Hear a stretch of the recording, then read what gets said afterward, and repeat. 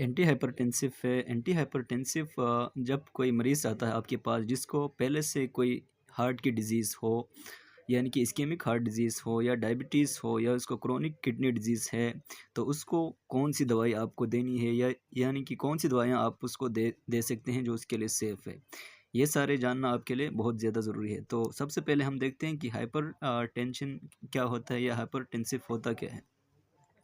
जब भी आपका सिस्टोलिक ब्लड प्रेशर 130 से बढ़ जाए या जो है डायस्टोलिक ब्लड प्रेशर 80 से बढ़ जाए एट लीस्ट 2 ओकेजन्स पे, यानी कि 2 बार हमने उसका बीपी चेक किया डिफरेंट मौक़ों पे, तो उसका जो ब्लड प्रेशर 130 या 80 से ऊपर आ रहा है तो उसको हम क्या कहेंगे? हाइपरटेंसिव कहेंगे। तो ये जो है मेनली जो है हमारे जो है पेरिफेरल वास्कुलर एट्रियोलर स्मूथ मसल जो है ये क्या करते हैं? हमारे ब्लड प्रेशर को कंट्रोल करते हैं। इसके 2 मैकेनिज़्म ऑफ एक्शंस है। यानी कि ये किस तरह ब्लड प्रेशर को कंट्रोल करते हैं? तो इसमें एक होता है कि ये जो है क्या होते हैं आपके इंक्रीज़ एट्रियोलर रेजिस्टेंस, यानी कि आर्टरीज़ जो रेजिस्टेंस प्रोड्यूस कर रहा है वो बढ़ जाते हैं। दूसरा ये होता है कि आपके जो वेन्स में जो कैपेसिटेंस होता है ब्लड को अपने अंदर रखने की, वो क्या हो जाते हैं? कम हो जाते हैं। तो इसके मोस्टली जो काज़ होता है वो अननोन होता है। किस वजह से हाइपरटेंशन हो रहा है उसका जो है काज़ जो है मालूम नहीं होता। और इसके साथ इसके कोई ख़ास सिम्पटम्स भी नहीं होते हैं, नो सिम्पटम्स। और अगर इसके सिम्पटम्स हो भी तो क्या होते हैं कि ब्लड विज़न होते हैं, आपको चेस्ट पेन होते हैं, हेडेक होता है और नोज़ ब्लीड होता है। ये जो क्रोनिक हाइपरटेंशन है वो क्या करते हैं? आपके हार्ट डिजीज़ और स्ट्रोक काज़ करते हैं, जो कि क्या है? एक लीडिंग काज़ ऑफ डेथ है वर्ल्ड वाइड, ठीक है? इसके अलावा ये जो है कि आपके जो है रिस्क को बढ़ाते हैं, क्रोनिक किडनी डिजीज़ और हार्ट फेलियर के रिस्क को बढ़ाते हैं। क्या चीज़ बढ़ाते हैं? हाइपरटेंशन आपके क्रोनिक किडनी डिजीज़ और हार्ट फेलियर के रिस्क को भी बढ़ाते हैं। इसके अलावा जो है आपके हार्ट डिजीज़ और स्ट्रोक काज़ करते हैं। तो इसके लिए जो कॉमन जो दवाइयाँ देते हैं वो शॉर्ट फॉर्म में इधर लिखा हुआ है। सबसे पहले आपसे, और ये जो है सर्टान, यानी कि एंड पे इसके सर्टान आते हैं, ठीक है? दूसरा है एसी इनहिबिटर्स और इसके जो आखिर में जो है प्रिल आते हैं। और तीसरा है बीटा ब्लॉकर्स जिसके आखिर में एलओएल आते हैं। और जो है कैल्शियम चैनल ब्लॉकर्स, इसमें मोस्टली जो ड्रग्स है उसके आखिर में डी पाइन आता है। इसके अलावा डायरेटिक्स भी हम उसको देते हैं हाइपरटेंसिव पेशेंट को, अल्फ़ा ब्लॉकर्स भी देते हैं और इसके एंड पे ओजिन आते हैं। इसके अलावा कुछ और भी दवाइयाँ हैं जो हम उसको दे सकते हैं। तो एटियोलॉजी की बात करें तो जो है हाँ, जिस तरह हमने पहले बात की, जो है मोस्टली ये जो है क्या होता है? अननोन केस की वजह से होता है। तो इसमें जो 90% पेशेंट होता है वो क्या है? एसेंशियल इडियोपैथिक काज़ होते हैं जिसका जो है काज़ हमें मालूम नहीं होता। इसको हम प्राइमरी हाइपरटेंशन भी कहते हैं। दूसरा जो है सेकेंडरी हाइपरटेंशन होता है, वो जो है दूसरे डिज़ीज़ से ऑलरेडी अगर बंदा किसी बीमारी में मुब्तला हो तो उसको ये होता है सेकेंडरी हाइपरटेंशन। तो पहली जो कंडीशन है उस वजह से उसको हो रही होती है हाइपरटेंशन। इस तरह आपको क्रोनिक किडनी डिज़ीज़ है या आपको कुशिंग डिज़ीज़ है या आपको जो है हाइपरपैराथायरॉयडिज़म है, तो इस वजह से भी आपको हाइपरटेंशन हो सकता है। कुछ रिस्क में जो है फैमिली हिस्ट्री है, आपकी इंक्रीज़ एज है, ये सारे भी क्या करते हैं? आपके जो है हाइपरटेंशन के रिस्क को बढ़ाते हैं। इसके अलावा डायबिटीज़ है, ओबेसिटी है, स्ट्रेसफुल आपकी लाइफ है। इसके अलावा आप जो है हाई इंटेक कर रहे हैं साल्ट की, यानी कि सोडियम की आप हाई इंटेक कर रहे हैं। इसके अलावा अगर आप स्मोकिंग कर रहे हैं तो ये भी क्या करते हैं? आपके रिस्क को बढ़ाते हैं हाइपरटेंशन के।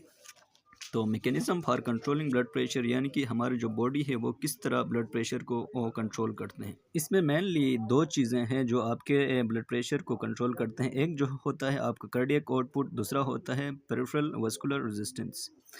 ये दोनों बेसिकली दोनों एक दूसरे से मिलते भी हैं। तो आर्टेरियल ब्लड प्रेशर को एक नैरो रेंज में कंट्रोल करते हैं हमारी बॉडी, ताकि जो है क्या हो, आपके जो आर्गन्स है वो डैमेज ना हो और जो है उसको ब्लड की जो सप्लाई है वो प्रॉपर रहे। स्पेशली जो आपका एंडोथेलियम लेयर है वो डैमेज भी ना हो और जो है आपके एक आर्गन को नेसेसरी जो ऑक्सीजन और न्यूट्रिएंट सप्लाई होते रहें। तो ये जो कार्डियक आउटपुट और जो पेरिफेरल वास्कुलर रेजिस्टेंस है वो हमारे बॉडी दो मैकेनिज़्म से कंट्रोल करते हैं। एक जो है बेरो रिफ्लेक्स है, दूसरा जो है रेनिन एंजियोटेंसिन अल्डोस्टेरोन सिस्टम है। ये दोनों मैकेनिज़्म क्या करते हैं, आपके कार्डियक आउटपुट और पेरिफेरल वास्कुलर रेजिस्टेंस को कंट्रोल करते हैं। तो जो हमारे पास जो ड्रग्स हैं वो क्या करते हैं, हाइपरटेंसिव जो ड्रग्स है वो क्या करते हैं, आपके कार्डियक आउटपुट को कम करते हैं या जो है आपके पेरिफेरल वास्कुलर रेजिस्टेंस को कम करते हैं।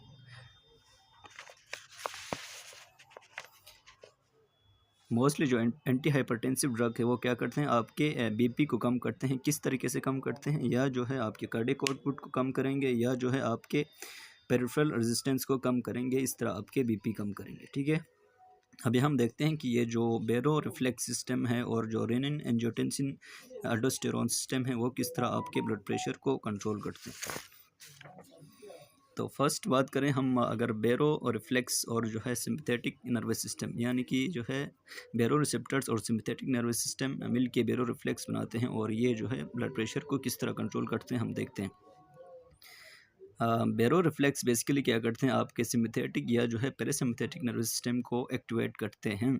किस तरह एक्टिवेट करते हैं कि इसमें बेरो रिसेप्टर्स हमारे पास होता है एओर्टिक अर्च और कैरोटिड साइनस में। ठीक है, ये दोनों क्या होते हैं, प्रेशर सेंसिटिव न्यूरॉन्स होते हैं। जब भी आपका जिस तरह हम एग्जांपल के तौर पे लेते हैं कि आपका ब्लड प्रेशर लो हो गया तो क्या होंगे, आपके जो है बेरो रिसेप्टर्स आपके एओर्टिक अर्च और कैरोटिड साइनस से उसको डिटेक्ट कर लिया और उसने क्या कर दिया, आपके जो है सिंपैथेटिक नर्वस सिस्टम को एक्टिवेट कर लिया। तो ये क्या करते हैं, ये आपके वजो कंस्ट्रिक्शन करेंगे और साथ ही साथ जो है कार्डियक आउटपुट को बढ़ाएंगे। तो इस तरह आपका बीपी क्या होगा, बढ़ जाएगा। ठीक है, इसके अलावा अगर जो है रेनिन एंजियोटेंसिन अल्डोस्टेरोन सिस्टम, यानी कि ये जो दूसरा सिस्टम है जो हमारे ब्लड प्रेशर को कंट्रोल करते हैं, तो इसकी बात करें तो क्या करते हैं, ये जो है जब सिंपैथेटिक नर्वस सिस्टम को एक्टिवेट होता है तब भी ये क्या करते हैं, रेनिन सिक्रीट करते हैं।